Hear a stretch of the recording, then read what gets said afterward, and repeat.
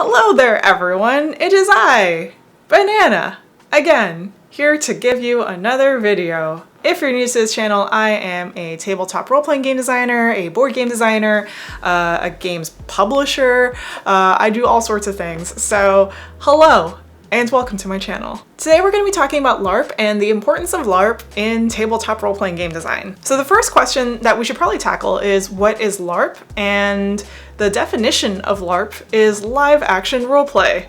That's the acronym, so it's now broken up into the actual words. So LARP is basically just role-playing as you would, but without the table. But sometimes you have a table, but also you don't have to have the table there. You're just like embodying your character. Basically, you're embodying your character. You're acting. You're acting your character out, but you don't have to do it in front of an audience. But sometimes you can have an audience if it's a part of the game. But most of the time it's not in front of an audience. Most of the time it is just for you and for you only, or, you know, you're just having fun. Basically, you're just having fun. That's what LARPing is. Actually, that's a terrible definition. Let me go back a bit. It is acting. It is improv. It is playing make-believe, and you are doing all of this with a bunch of friends or strangers, sometimes strangers. Anyway, you're embodying your character. That's basically what it means. Usually during a tabletop role-playing game, when you're role-playing things out, you can describe the actions of your character, and you also have free reign of like where you want to go within this world. The limitations are placed on you by maybe like the rules or the GM or the setting itself. But in a LARP, the setting, the environment is a part of the gameplay. So you are actually embodying your character, you are doing those actions, and you don't have to describe what is going on, you would just act them out. So interestingly enough, the way that I got into tabletop role-playing game design was actually through LARP. I played a lot of American freeform LARPs, I played a lot of black box LARPs, not as many boffer LARPs. I did like one boffer LARP and it wasn't really for me. And I know I'm throwing a lot of definitions at you, but there are different kinds of LARP. It's not just restricted to boffer LARP, which is like, you know, the foam swords and the fireball and whatever. There's other kinds of LARP where they're more like improv exercises or improv games where you're just using the space around you and pretending that you're doing something else. And these are usually shorter sessions as well. A lot of American freeform games are actually built around a convention setting, and they're designed around that because that's the one time that everyone can get together and play these LARPs. And so an American freeform game is usually shorter. It's about like 1 to 2 hours or 4 hours maybe even. And they're not like a campaign. They're just like a one shot, one experience type of thing. If you're interested in more of these terms or these themes or these traditions and like how they impact one another, definitely check out nordiclarp.org. Of course, Nordic LARPers, they have categorized all of these things. There are academics that study this in Nordic countries, and they have basically like made a database of like, you know, what everything is, and you can sort of like parse through it. There are all these different like interesting ways of playing. And of course these definitions and like ways of playing evolve over time as, you know, things in the world change. So I played a lot of these shorter session games where you don't have to do costuming, you don't have to, you know, get too prepared for it. You just have like a small character sheet, very simple mechanics, and you just run with it. You just like play the game in a span of like 1 to 2 hours, 4 at most, and it's always at a convention, and it was great. Like I had a lot of fun at these smaller LARPs. They were just like very easy to get into. It was very accessible, despite like, you know, when you first think of a LARP, you're just like, oh wow, that's like a really hard thing to do because you're acting and you have to like perform.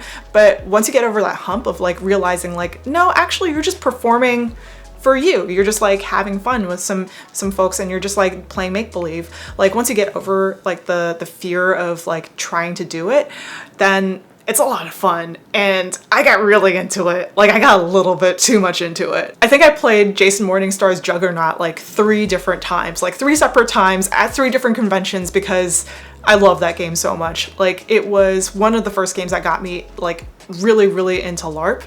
And after that, I was just checking out like different kinds of LARP. I got involved with the Golden Cobra Challenge, and that's when I started writing LARPs. I got an honorable mention like the first year, and then the second year I got an award for Best Pervasive LARP. So all of this is to say that LARP actually has a pretty big impact on the people that play it.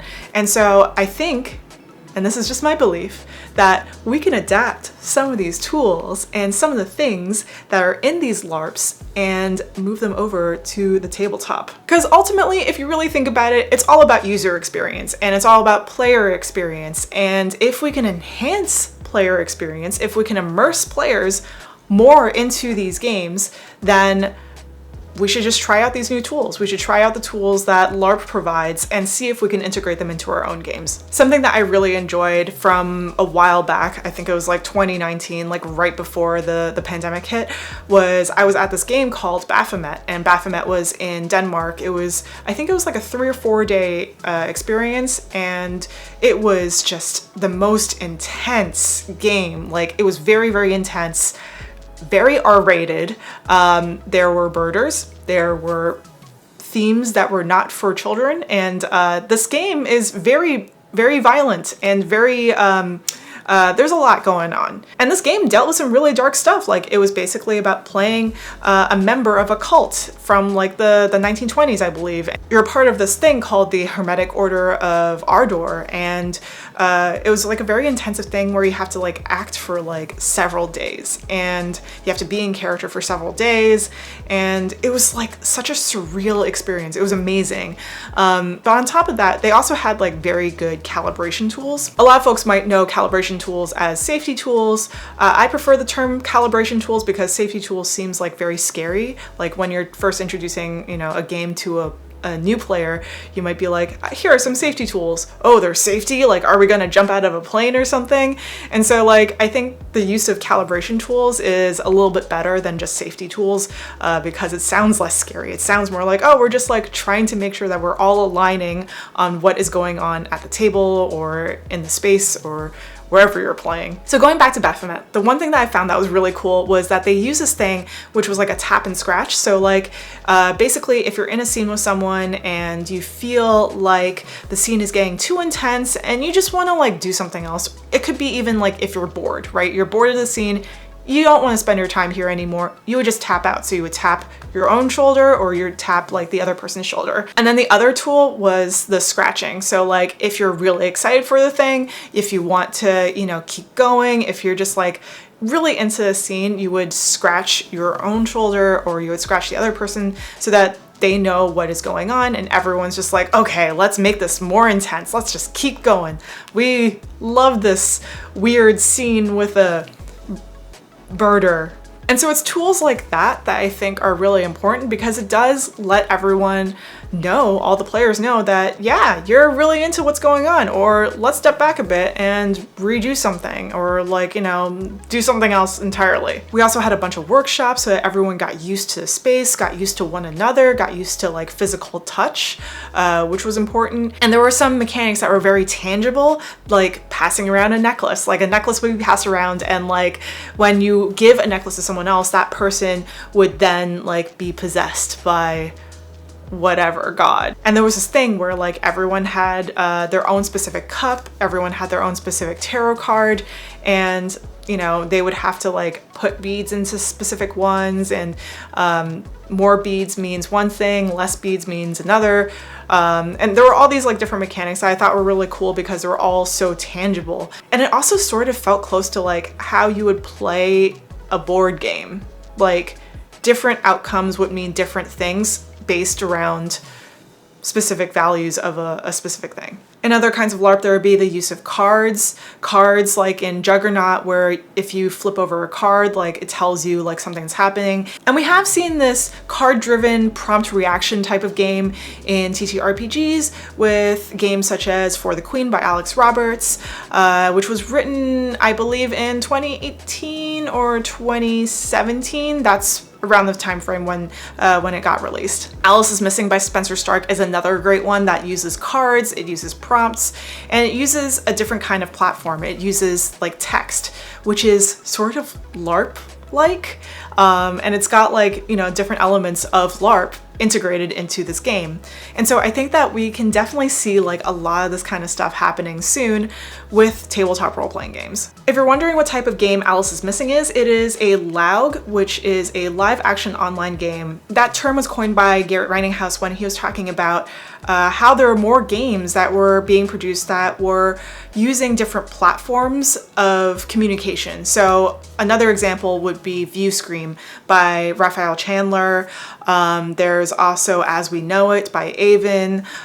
There's all these other types of games that you can definitely find online that use different kinds of platforms that are integrated into the game itself. I hope all of this is interesting and that maybe you can look at LARPs and see what you can borrow and maybe adapt into a tabletop space, and maybe I can play that game sometime in the future. Thank you so much for watching. If you like this video, please give me a thumbs up if you can, and if you'd like to, subscribe if you haven't already. That would be greatly appreciated, and join me next time as we talk about something else, which I'll figure out later.